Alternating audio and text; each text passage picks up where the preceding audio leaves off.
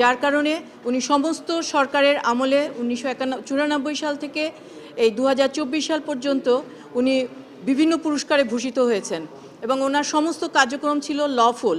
এটা কোনো systematic wide spread কিছুই না, এগুলো বাংলাদেশের আইনশৃঙ্খলা রক্ষা বাহিনীর যে সাধারণ কাজ সেগুলোই ছিল। এবং যে অভিযোগগুলো নিয়ে আসা হয়েছে এগুলো সবগুলোই মিথ্যা এবং ভিত্তিহীন, এর কোনো হিসাব নাই এবং এর কোনো সত্যতা নাই। উনি নির্দোষ বলেছেন কারণ উনি নির্দোষ সেই কারণেই কিন্তু উনি এই দেশ থেকে পালিয়ে যাননি।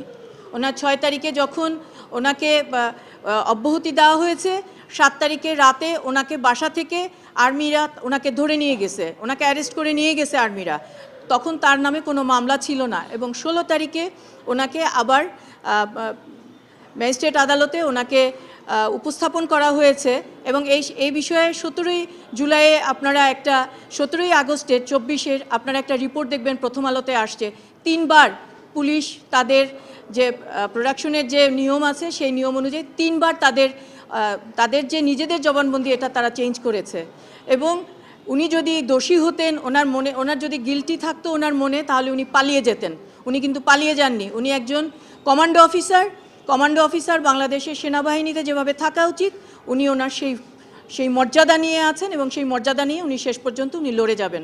উনি কারো হুমকিতে ভয় পান না এবং উনি ওনার যে কাজের যে ইতিপূর্বে যে উনি কাজ করেছেন নিশ্চয়ই সেই কাজের মূল্যায়ন ভবিষ্যতে হবে। এই যে অভিযোগগুলো এগুলো সবই মিথ্যে এবং সেগুলো আমরা আদালতের মাধ্যমে প্রমাণ করে দিব। প্রসিকিউশন যে ডকুমেন্টস দিয়েছে সেই ডকুমেন্টস দিয়ে আমি প্রমাণ করে দিব যেগুলো মিথ্যা। আপনারা যদি প্রসিকিউশনের ডকুমেন্টসগুলো স্ক্রুটিনি করেন, যে কোনো একজন আইনজীবী যদি স্ক্রুটিনি করে, এটা সেই বলবে, এটা আমাকে বলতে হবে না, এগুলো সম্পূর্ণ মিথ্যা। আমাদের সাফাই সাক্ষী হচ্ছে আমি চাই ইকবাল করিম ভূঁইয়া আসুক, আমি চাই উনি সাক্ষী হিসেবে আসুক ইকবাল করিম ভূঁইয়াকে।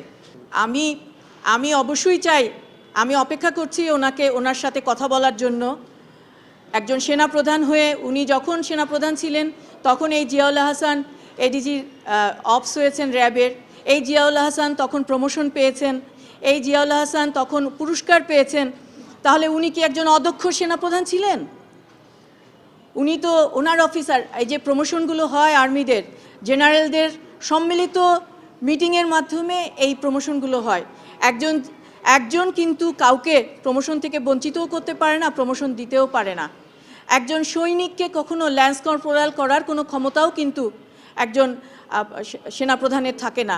যোগ্যতা দিয়ে আর্মির একটা সিস্টেম আছে, তাদের একটা ট্রেস মার্ক আছে, যোগ্যতা দিয়ে তারা কিন্তু প্রমোশন পায়। সুতরাং ওনার আমলেই তার এত প্রমোশন কেন হলো, আমি তো এটা ওনার কাছে জানতে চাইব। আমি চাই উনি আসুক, মোস্ট ওয়েলকাম, উনি আসুক, উনি না আরও আসুক, আর যারা আসতে চায় সবাই আসুক।